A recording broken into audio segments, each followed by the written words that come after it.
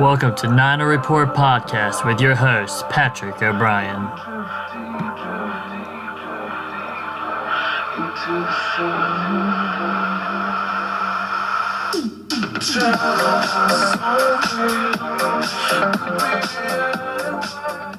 Welcome to another Niner Report Podcast. If you caught us earlier this week with our guest host, Justin Curry, we took a little look back on the game against Eastern Michigan and gave a small preview of what Charlotte will be going up against at Temple on the road there. Now I want to jump into a little bit more detail into this Temple game here when Charlotte heads to their place this year. Kind of looking back at the last year, Temple defeated Charlotte 37-3. It was a close game at halftime, only 10-3, but eventually the Owls took care of business, scoring 20 points in the third quarter, eventually putting it away. For the most part, when you look at the stats going into the game, there's not too much of a difference when you look at them. Total yards, Charlotte had 354, Temple had 322. Charlotte actually only threw one interception. It was actually even on the turnover margin. The one key thing that I remember watching that game there is, they just could not keep the chains moving in there. Something that we've talked about earlier this season there.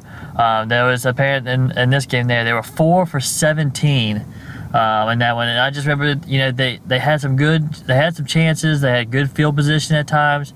They couldn't convert. And move the chains. Frustrated by the Temple defense, which was strong last year. Now jumping into this year, I'm kind of looking at it right now. Last time I looked, they were like a 27.5 point favorite against the 49ers heading into the weekend. The Owls are 1-2. They're coming off a loss against Penn State, a close one on the road against 100,000 screaming fans. As you know, the Penn State Nittany Lions are passionate about their football up there. I would say looking into this matchup, there's a few things that I'm going to be looking for. One is Kevin Olsen. He had a little injury there. Going against Eastern Michigan, he should be ready to roll. Everything like that. Can't force passes. Can't create turnovers. Give the Owls some easy positions. They've only limited the opponents to only one touchdown reception so far and have 4 interceptions on the year. So, their secondary has been pretty solid, creating turnovers and limiting those chances in the red zone or scoring chances, especially in the passing game. Now, rushing-wise, they've actually allowed 7 of them. So that's where opponents have been kind of working their magic against the Owls. Giving up 7 rushing touchdowns. Robert Washington's going to get a lot of carries heading into this game, especially after coming that 120-yard performance against Eastern Michigan. I think he will be a key guy, moving the chains, or creating third down conversions. I think special teams in the kicking game, field goals also will play one. I think the turnover battle is going to be huge in this one there. If Charlotte can create the turnovers, they're in a positive margin so far this year.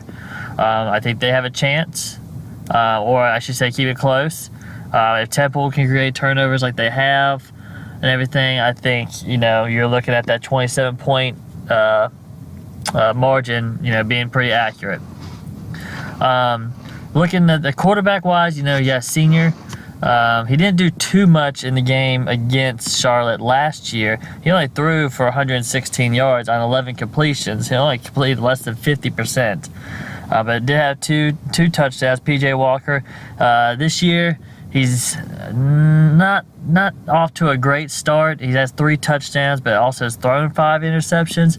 So that's why turnover margin could be a key in this one. If the Charlotte 49ers can create some of their own, get some field position in that battle there.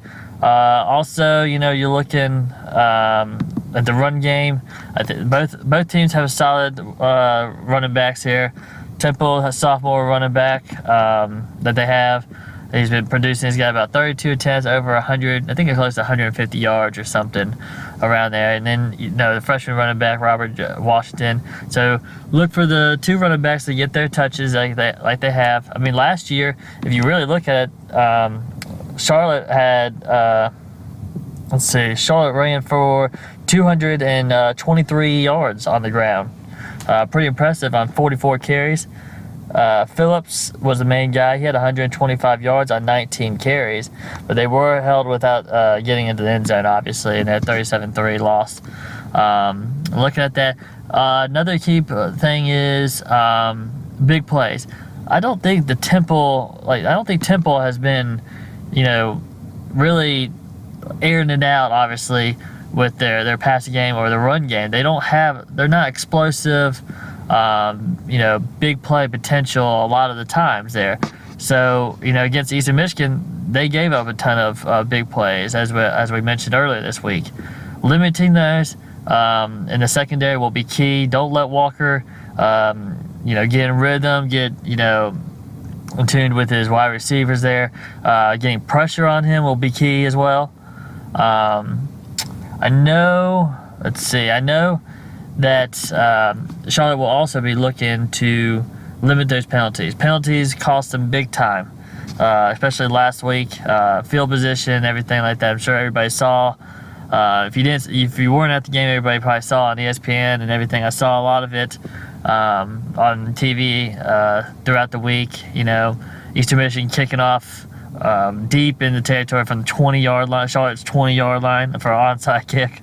So penalties definitely something that Coach Lambert's going to be looking at and trying to limit, not the stupid penalties and everything like that. Overall, it's going to be a tough one for Charlotte there. Temple they're not as good as defense, but they still have the talent there. They're 1-2. They're looking for a non-conference win. The only one right now is against Stony Brook. They're looking for one to go to even up at 2-2 before they hit into conference play. I think this is a big one. Being at home, I just don't know if Charlotte has enough. I mean, they're going to need some solid quarterback play from Olsen, and hey, you never know. You might see Hassan step in there with his dual threat and his ability to throw the ball. He played pretty well against Eastern Michigan, so you never know. I think you need another good performance by Robert Washington. I know it's a load for this freshman running back to have all that weight on his shoulders, but I know I've talked to him several times. Good kid before. Solid running back, and I think he can certainly handle that. And I love how he goes north and south instead of east and west. Always moving forward. So I'm looking at this one. I'm going to go with a prediction of, let's see, probably 40 to 17, something like that, maybe 40-23. I got to see something out of the 49ers this week. On the road, tough environment, coming off a tough game against East Michigan where they gave up 37 points to not as great an offensive talent on that roster. I think it's just going to be hard, and I think Temple's a little desperate right now to get that win. So I'm going to go with that score. It'll be a tough one, but, we're going to be heading back for the upcoming games. So hopefully, maybe you never know, Charlotte might be able to pull off that upset and come back home with a winner and then even up their record at 2-2 there. So thank you again for coming back to the Niner Report podcast. I just want to thank all our listeners and subscribers. Please continue to check us out. We're going to be doing multiple one of these throughout each week, previews, recaps, tidbits, anything like that. So continue to check out NinerReport.com, and thank you again for joining us today.